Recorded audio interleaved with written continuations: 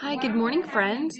We are going to do our read aloud today is Sunken Treasure. Now, while it doesn't go along with the plant theme, it is written by the same author, Gail Gibbons. So she wrote this book just like she wrote our book From Seed to Plant. Okay? It's there. It's really there. The rotting hull of a ship has been found on the ocean floor. Within the wreck lies a fabulous treasure.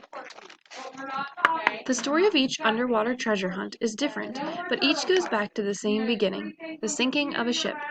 The story of the hunt for the Nuestra Señora de Atocha, a Spanish galleon, begins the same way.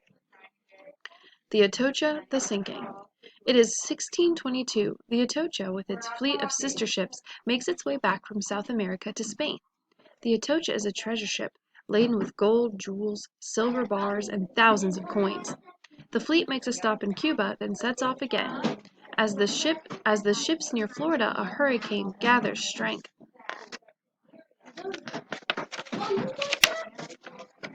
Wind rips at the Atocha's sail. Spray washes across the deck. The 265 people aboard the ship are terrified. Suddenly, a huge wave lifts the ship and throws it against the reef. The hull breaks open, and the Atocha, along with several of its sister ships, sinks beneath the waves. All but 5 aboard the Atocha drown. The search. Spain wants its treasure back. Search ships are sent out. They find one of the Atocha's sister ships, the Santa Margarita, and salvage begins. Sponge and pearl divers bring some of the Santa Margarita's treasures to the surface, but the Atocha cannot be found. Hundreds of years go by. The Atocha is almost forgotten. Storms and strong sea currents scatter its treasure for miles along the ocean floor. The ship slowly rots and breaks into pieces. Sand covers the remains. In the early 1960s, a new search begins. A man named Mel Fisher has read about the Atocha. He is determined to find the lost treasure ship. He will need boats, crew, and equipment. Investors provide the money, and the venture gets underway. Search boats go to where it is believed the Atocha went down. The boats are fitted with modern equipment for exploring the ocean bottom. The side-scan sonar takes readings of the ocean floor. The magnetometer detects metal objects. That's what these things are. When the instruments register a hit, divers go down to investigate. They keep in view of each other and regularly check their air supplies. An air tank. The underwater metal detector locates metal objects too. Large elbow-shaped pipes called mailboxes are swung into place. The mailboxes are Mel Fisher's invention. The whirling of the boat's propellers forces water through the mailboxes, blowing large holes in the sand. If anything is buried, it will be uncovered. But only litter is found, nothing of value, nothing from the Atocha. Where should they look next? Mel Fisher asks for help from Eugene Lyon, an expert who can translate old Spanish documents. Lyon looks through stacks of shipping records from the 1600s. The work takes years. Finally, in 1970, he finds a clue. He discovers new evidence pointing to the area where the Atocha sank, a new area 100 miles away from where the team had been looking. Lyon also finds a cargo list that tells what the Atocha was carrying. A search boat moves to the new location. In 1971, a huge galleon anchor, several muskets, and gold bars and chains are found. But are they from the Atocha? There's no way to prove it. 2 years later, 3 heavy silver bars are recovered. The bars with their markings match up with the Atocha's cargo list. Now they have proof. Then, in 1975, the Atocha's bronze cannons are found. The crew believe they are getting closer to the mother lode, the main treasure of the ship. But they are wrong. Day after day, they search the huge area. Many more years go by. Crew members leave and new ones sign on. When the money runs out, new investors must be found. The find. 1985. The crew go back and search a site they had searched years ago. And then it happens. A big hit registers on their equipment. Divers go down. We found it! The mother lode! Mel Fisher's 20-year search is finally over. Resting on the ocean floor, 55 feet below, is the Atocha's fabled treasure. Glinting gold bars, jewelry, gold and silver coins, and other precious finds. Nearly all the listed cargo is there and more. Some treasure must have been smuggled aboard. The recording.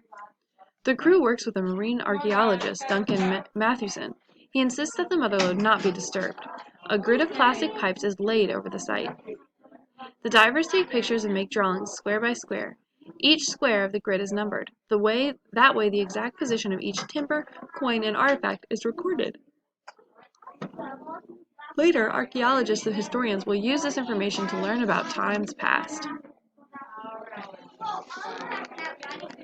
The salvage. Now, the treasure can be brought to the surface. Salvage boats are moved in. Divers descend and crew members lower baskets over the side to them. The divers gently fan the sand with their hands and use an airlift to carefully suck it away. As treasure is recovered, other artifacts are exposed underneath. Each piece of treasure must be accounted for. Again, everything found is sketched and photographed. One after another, baskets full of treasure are raised to the surface. Each day the work continues, dive after dive after dive.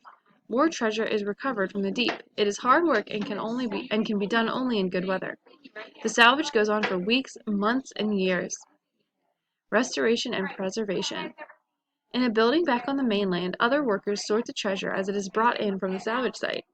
Some of the treasure will crumble if it is exposed to air. Soaking in water preserves it temporarily.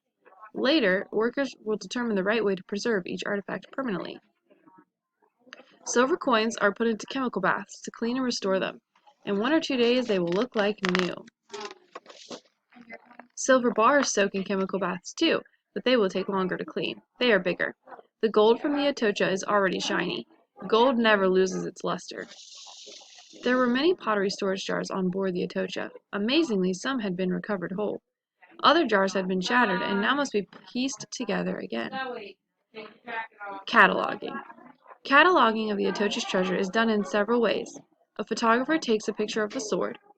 Coins are scanned by a computer and an exact description of each one is stored in the computer's memory. An artist draws pictures of a gold plate and an emerald-studded necklace. This kind of careful cataloging provides a valuable record for the future. Distribution. Some of the treasure will go to museums, some will go to the investors, and some will go to the crew. All of them made it possible for Mel Fisher's long search to continue. A computer works out what each one's fair share will be. The treasure of the Nuestra Senora de Atocha is valued at hundreds of millions of dollars, a very wealthy treasure ship indeed. The wreck and its artifacts will be studied by historians and archaeologists for years to come. Their discoveries will enrich our knowledge of the past. This will be the second treasure of the Atocha. And they have some other famous treasure hunts in the back of some different ships. So that was Sunken Treasure by Gail Gibbons. Have a great day!